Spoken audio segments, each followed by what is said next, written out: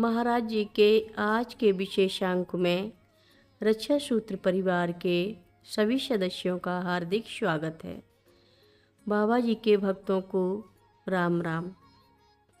जब जीवंती माँ को यह बताया गया कि महाराज जी हनुमानगढ़ी से काफ़ी बड़ी संख्या में भक्तों को प्रसाद पाने के लिए उनके घर भेज रहे हैं, तो उन्होंने कुछ महिलाओं से हवन की तैयारी करने को कहा।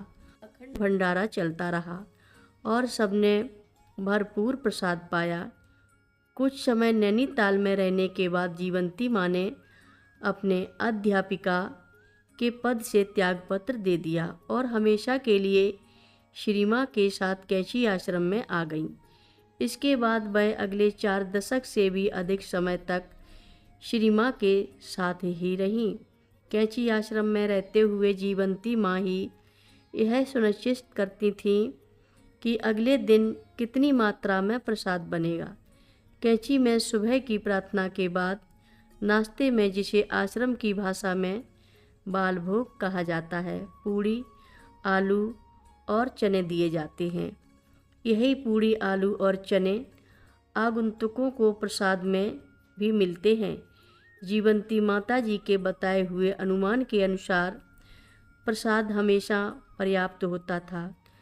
प्रतिदिन रसोई में प्रसाद वितरण के अतिरिक्त 2 बाल्टियों में पूड़ी, आलू पत्तलों से ढककर जीवंती माँ के लिए दूध कक्ष में रख दिया जाता था।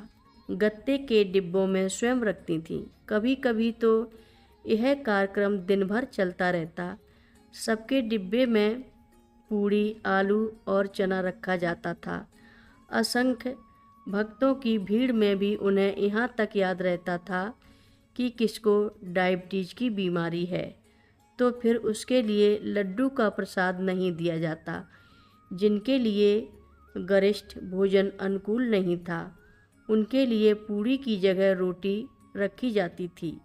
जो लोग लौटते समय रेल की लंबी यात्रा करते थे, उनके लिए खराब ना होने वाला प्रसाद रखा जाता था कि कैची आश्रम या अन्य किसी जगह में जहाँ भी देखे जाते, दोनों माँ सदैव साथ ही दिखाई देती थीं।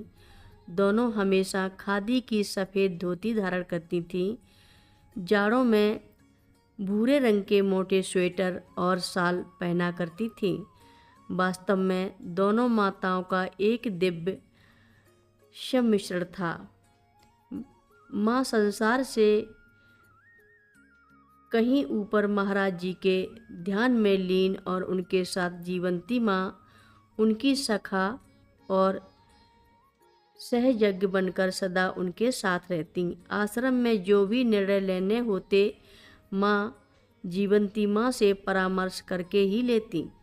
आज यह लिखते हुए मुझे ऐसा प्रतीत हो रहा है कि माँ के मन में जैसा समर्पण महाराज जी के लिए था, वही भाव जीवंती माता जी का माँ के प्रति था।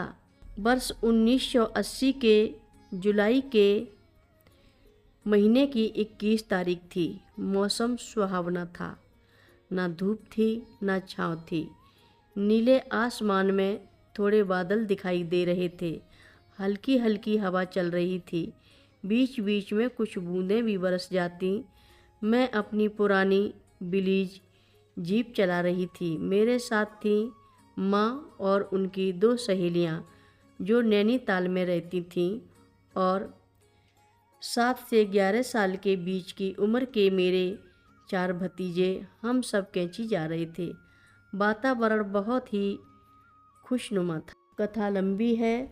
आगे की कथा सभी भक्तों को अगले भाग में सुनाएंगे। हर रोज़ महाराज जी की कथाएं सुनने के लिए सभी भक्तों का धन्यवाद। सभी भक्त रक्षा सूत्र चैनल को सब्सक्राइब करें, शेयर करें, लाइक करें, घंटी बजाना ना भूलें। कमेंट बॉक्स में लिख भेजें, जय नीव करोरी बाबा जी महाराज। सभी भक्त मिलकर बोलो, नीव करोरी बाबा जी महाराज की जय जय बोलो। सिद्धि माता की जय जय बोलो। जय श्री राम बोलो।